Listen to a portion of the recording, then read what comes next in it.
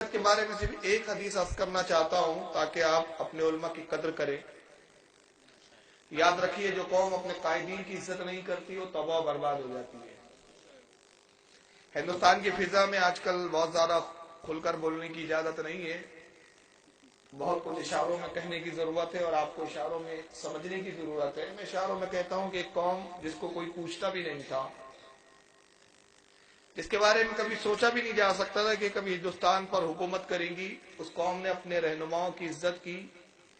وہ رہنما جو ہمالیوں کی چوٹیوں پر گندے سندے بالوں میں مٹی بھرے کئی برسوں نہاتے نہیں تھے، اس قوم نے اپنے انہی رہنماؤں کو ہمالیہ کی چوٹی سے اتار کر زمین پہ سونے کی کرسی پہ بٹھایا۔ آج وہ قوم حکومت کرتے ہوئے نظر آ رہی ہے۔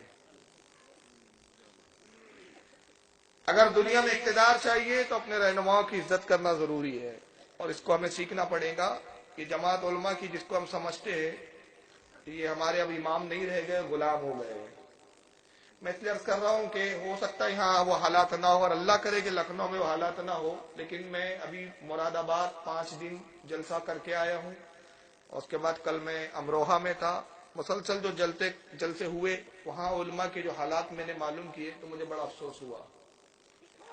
5,000 اور 6,000 تنخواہیں ہوتی ہے اماموں کی، اور ہم سمجھتے ہیں کہ 5,000 امام کو دے کر ہم بہت بڑا احسان کر رہے ہیں، اور اس 5,000 دینے کے بعد بھی اتنا دباؤ اور اتنا پریشر کہ ہم اپنے گھر کے نوکر کو تو ایک بار کی چھٹی دیتے، لیکن امام کے لیے کوئی چھٹی نہیں ہے، کوئی رعایت نہیں ہے۔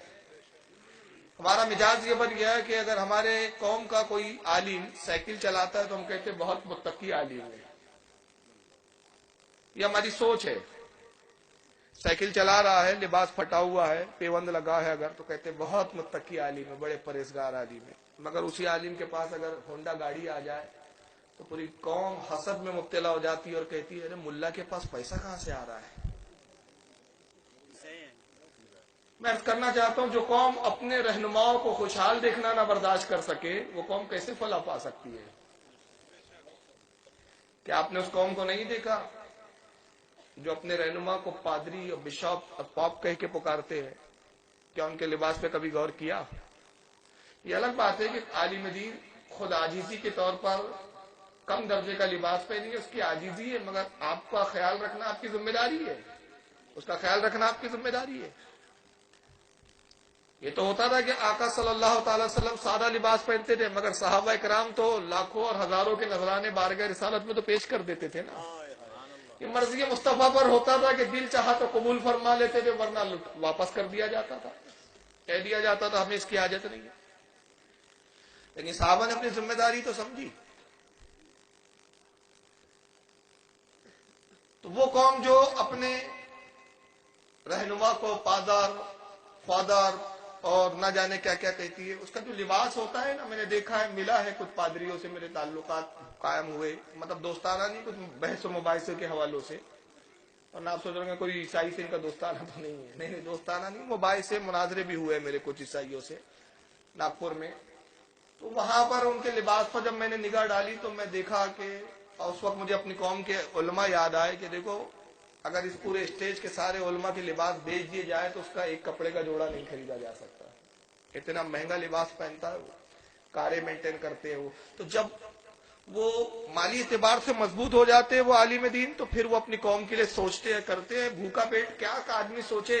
مولانا روم نے کہا کہ اہل و عیال کی فکر عابد کو عرش آدم سے زمین پر نیچے لے آتی ہے۔ 5,000 روپے اور 6,000 روپے اگر امام کو تنخواہ ملے اور پھر ہم کہیں کہ انقلاب زندہ باد کا بھی نعرہ لگائیں تو ایسا نہیں ہو پائے گا۔ تو بہرحال میری گزارش ہے کہ اپنے علماء کی عزت کرے، خیال رکھے، کیونکہ یہ وہ جماعت ہے جس کے بارے میں صرف ایک حدیث، پھر اصل موضوع پر آ جاؤں گا۔ آقا فرماتے، اللہ کے رسول کی حدیث ہے، سرکار نے ارشاد فرمایا کہ لوگوں، میری امت کے علماء، میری امت کے عالم دین تمہارے لیے امن و امان کا سبب ہے، اور جس بستی میں عالم دین نہ ہو اس بستی میں تمہارے لیے رہنا حرام ہے۔ جس بستی میں عالم نہ ہو اس بستی میں رہنا حرام ہے۔ کیوں حرام ہے؟ حرام اس لیے، سیدھی سی بات ہے، عالم دین نہیں ہوں گا، آپ ہدایت کس سے لیں گے؟ دین کس سے سیکھو گے؟ شریعت کس سے جانو گے؟ نتیجہ کیا ہوگا؟ گمراہیت کی طرف چلے جاؤ گے۔ تو اگر ہدایت پر رہنا ہے، شریعت کو سمجھنا ہے، شریعت پر عمل کرنا ہے، تو علماء ہی ہوتے ہیں جو رہنمائی کرتے ہیں۔ تو جب یہ نہ ہو تو اس بستی میں رہنا حرام ہے۔ تو دوسرے لفظوں میں پتہ چلا کہ عالم کی علماء کی جماعت وہ ہے، یہ ہے تو ہمارا اس دنیا میں رہنا حلال ہے، یہ نہ ہو تو ہمارا رہنا بھی حرام ہو جائے۔ تو میں اپنی تمام علماء کا دل کی گہرائیوں کے ساتھ شکر ادا کرتا ہوں، ان کا احسان مند ہوں کہ اپنے قیمتی اوقات میں سے آج کے جلسے کے لیے کچھ گھڑیاں دی انہوں نے۔ اللہ تعالیٰ ان کی برکتوں سے مجھے بھی آپ سب کو محتفظ فرمائے، اور ان تمام علماء کی عمروں میں، علم میں، رزق میں خیر و برکت عطا